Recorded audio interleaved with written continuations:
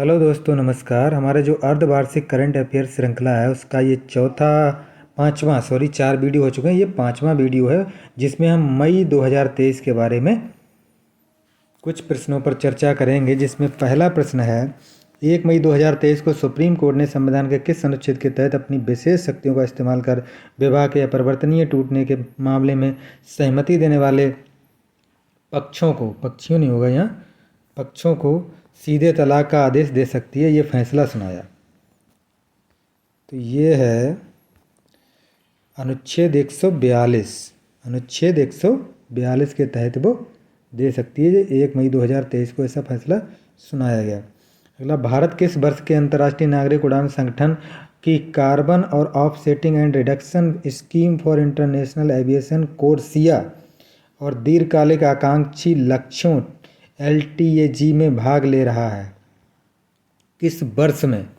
ये पूछ रहा किस वर्ष में, तो किस वर्ष में ले रहा है? 2027 में ले रहा है। विकल्प संख्या हो जाएगा 3। अगला, भारत के सबसे पहले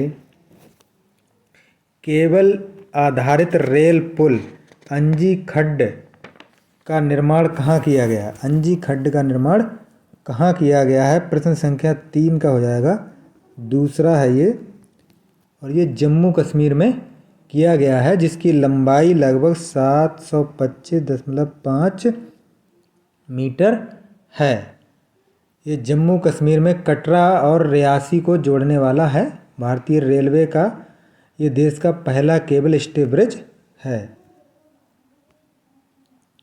भारत की पहली अंडरसी ट्विन टनल का निर्माण कहाँ किया जा रहा है? पहली अंडरसी, प्रश्न संख्या 4 का हो जाएगा पहला, मुंबई में जो है इसका निर्माण जो है किया जा रहा है, और 1 नवंबर 2023 को इसको तैयार होने की संभावना है इसके।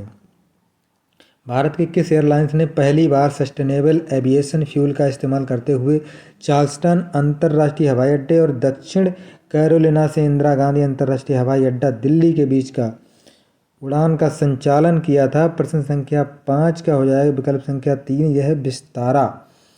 विस्तारा जो है इसने सस्टेनेबल एविएशन फ्यूल इसका इस्तेमाल करने वाली ये पहली हमारी भारतीय एयरलाइंस बन गई है। तो इसका हो जाएगा विकल्प संख्या 3। विश्व का सबसे बड़ा रिफाइनरी कॉम्प्लेक्स कहाँ बनाने की योजना है? तो प्रश्न संख्या 6 का हो जाएगा पहला विकल्प, ये महाराष्ट्र की Ratnagiri refinery and petrochemical limited है, जो RRPCL वहाँ पे इसको बनाने का प्रस्ताव है। संख्या 7 है, Kaladan multi modal transit transport project KMTTP Bharat को किस देश से जोड़ता है? तो ये जो प्रोजेक्ट है ये भारत को म्यांमार के सितवे बंदरगाह है जो म्यांमार का उससे जोड़ता है, यानी भारत को म्यांमार से जोड़ता है। तो इसका विकल्प संख्या हो जाएगा 4। प्रश्न संख्या 8 है, 3 मई 2023 को रक्षा मंत्री राजनाथ सिंह और किस देश के विदेश मंत्री ने एकता हार्बर बंदरगाह की आधारशिला रखी? तो ये 8वें का हो जाएगा विकल्प संख्या 2। मालदीव में 3 मई 2023 को ये रखी गई थी। मालदीव की जो रक्षा मंत्री हैं मारिया दीदी, उनका नाम है मारिया दीदी। तो इन दोनों लोगों ने मिलकर के इसकी आधारशिला रखी थी। रक्षा मंत्री राजनाथ सिंह ने किस शहर में भारतीय वायुसेना के अपनी तरह के पहले विरासत केंद्र या हेरिटेज सेंटर, इसे बोलेंगे इंग्लिश में, हेरिटेज सेंटर की जो है उद्घाटन किया या शुभारंभ किया? तो ये कहाँ पर किया? तो विकल्प संख्या हो जाएगा इसका 3, ये चंडीगढ़ में किया। 9 का हो जाएगा 3। 10 है, केंद्रीय मंत्री नित्यानंद राय ने मेघालय के पश्चिम जैंतिया हिल्स जिले में दाबकी भूमि बंदरगाह का उद्घाटन किया। वह किस देश के साथ व्यापार और वाणिज्य को बढ़ावा देगा? दाबकी भूमि बंदरगाह है तो ये बांग्लादेश के साथ व्यापार को बढ़ावा देगा। अरब लीग ने 7 मई 2023 को सीरिया की सदस्यता को कितने साल बाद बहाल किया है? सीरिया जो है जिसकी सदस्यता को 10 वर्ष पहले निलंबित कर दिया गया था, इसे 7 मई 2023 को काहिरा में अरब लीग के मुख्यालय में इसको फिर से इसका सदस्य बनाने की सहमति प्रदान की गई है। तो ये हो जाएगा 10 वर्ष बाद, विकल्प संख्या 2, 11वें का 2 हो जाएगा। और अरब लीग की स्थापना जो हुई थी 1945 में हुई थी अरब लीग, और इसका मुख्यालय जो है काहिरा में है, काहिरा में, मिस्र की राजधानी जो है काहिरा। किस राज्य के मुख्यमंत्री ने हरे कृष्ण हेरिटेज टावर की नींव रखी है? तो ये मुख्यमंत्री हैं तेलंगाना के। प्रश्न संख्या 12 का हो जाएगा 4। अगला है लर्निंग मैनेजमेंट इंफॉर्मेशन सिस्टम और जिसे सक्षम यानी सस्टेनेबल हेल्थ मैनेजमेंट के लिए उन्नत ज्ञान को उत्तेजित करना कहा जाता है, किस मंत्रालय द्वारा लॉन्च किया गया? प्रश्न संख्या 13 का केंद्रीय स्वास्थ्य एवं परिवार कल्याण मंत्रालय। सक्षम। अगला है स्वच्छ भारत मिशन ग्रामीण के तहत देश के कुल गांवों में से कितने प्रतिशत गांवों ने मिशन के दूसरे चरण के तहत ODF प्लस का दर्जा हासिल कर लिया? तो लगभग आधे गांव यानी 50% गांव ने ये दर्जा हासिल कर लिया है। अगला कौन सा राज्य 100% ODF घोषित हो गया है? तो एकमात्र राज्य है हमारा तेलंगाना जो 100% ODF हो गया। कर्नाटक हमारा जो है वो 99.5% ODF घोषित हुआ है और तमिलनाडु जो है लगभग 97.8 लगभग 98% ये ODF है। संयुक्त राष्ट्र के अनिवार्य सतत विकास लक्ष्यों के स्थायीकरण को स्वीकार करने वाला भारत का पहला शहर बन गया है। तो प्रश्न संख्या 16 का हो जाएगा 3। ये भोपाल है मध्य प्रदेश का जो भोपाल है ये मध्य प्रदेश की राजधानी है और ये सतत विकास लक्ष्यों के स्थानीयकरण को स्वीकार करने वाला देश का पहला शहर बन गया है। 9 मई 2023 को किस राज्य के IT और उद्योग मंत्री ने स्टेट रोबोटिक्स फ्रेमवर्क को लॉन्च किया? प्रश्न संख्या 17 का हो जाएगा 2। तेलंगाना के हैं ये मंत्री जिनका नाम है KT रामराव। इन्होंने हैदराबाद में स्टेट रोबोटिक फ्रेमवर्क लॉन्च किया।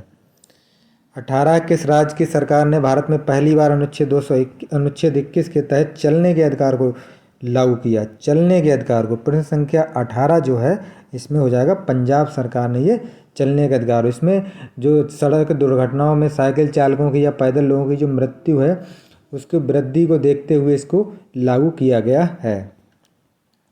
19 मई को है 19 प्रश्न है 12 मई 2023 को किस देश की संसद ने कुछ सीमित परिस्थितियों में 18 वर्ष से अधिक आयु के लोगों को इच्छा मृत्यु की अनुमति देने का कानून पारित किया? ये कौन सा देश है जिसने ये इच्छा मृत्यु दी है कानून पारित किया देने का? तो यह 3 विकल्प संख्या 3 हो जाएगा 19 का पुर्तगाल।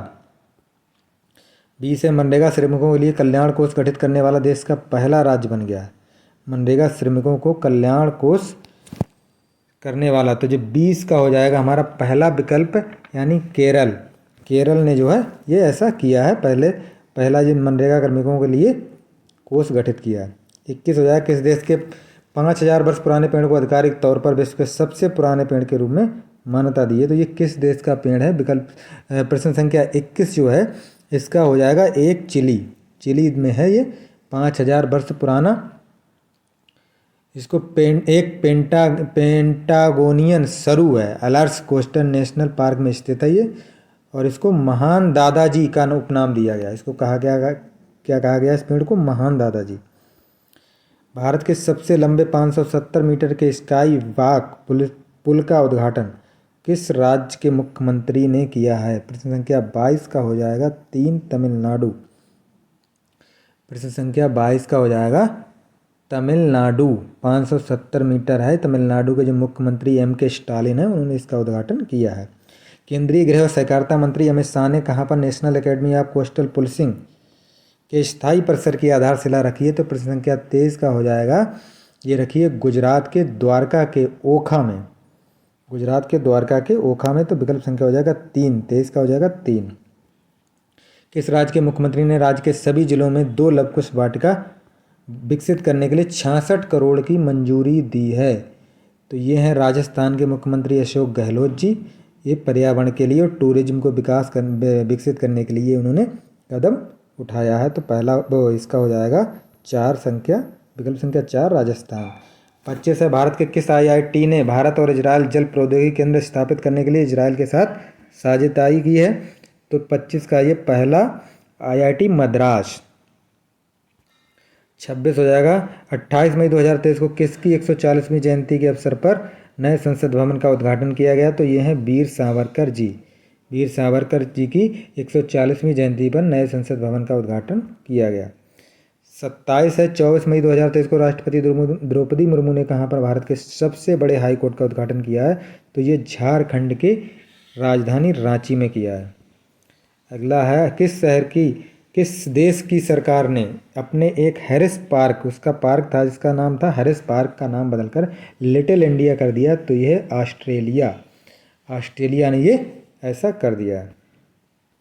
29 भारत का पहला ई शासित राज्य, भारत का पहला ई शासित राज्य जो बन गया है केरल बन गया है, जो सार्वजनिक सेवाओं को पूरी तरह से ई गवर्नेंस प्लेटफॉर्म पर चलाएगा। यहाँ इंटरनेट सेवा को नागरिक का मौलिक अधिकार माना जाएगा। तो ये पहला हो जाएगा केरल। 30 का है 29 मई 2023 को नरेंद्र मोदी ने पूर्वोत्तर भारत की पहली वंदे भारत एक्सप्रेस जो है ट्रेन को किस राज्य में, कहाँ पे या किस राज्य में रवाना किया है, किस राज्य से इसकी शुरुआत हुई है, कहाँ पे इसका उद्घाटन हुआ? तो ये है असम के गुवाहाटी में। तो पहला विकल्प हो जाएगा 30 का पहला। अगला लास्ट प्रश्न है 31 भारत का पहला रीडिंग लॉन्च किस हवाई अड्डे पर बनाया गया है? तो ये है लाल बहादुर शास्त्री अंतर्राष्ट्रीय हवाई अड्डा, वाराणसी में रीडिंग लॉन्च है। और ये भारत में पहला रीडिंग लॉन्च हुआ है जहाँ भारत का इस तरह से पहला रीडिंग लॉन्च है जो किसी हवाई अड्डे पर इसको स्थापित किया जा रहा है। और ये NBT जो नेशनल बुक ट्रस्ट है उसकी सहायता से इसको स्थापित किया गया है।